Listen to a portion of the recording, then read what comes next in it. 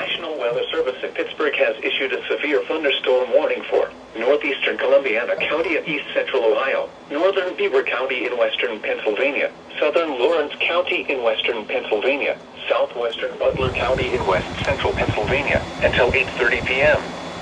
At 7:53 p.m., a severe thunderstorm was located over New Waterford, or over Columbiana, moving east at 55 miles per hour. Hazard, wind gusts to 60 miles per hour and quarter-size hail. Source, radar. Impact, minor hail damage to vehicles is possible. Expect wind damage to trees and power lines, resulting in some power outages.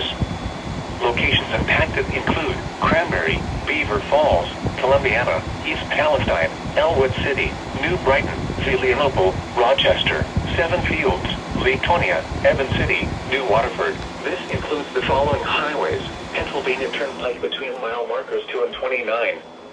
Interstate 79 in Pennsylvania between mile markers 79 and 97. Interstate 376 in Pennsylvania between mile markers 31 and 34.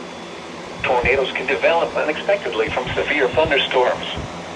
If a tornado is reported, move to a basement or small, central room in a sturdy structure. Move to an interior room on the lowest floor of a building.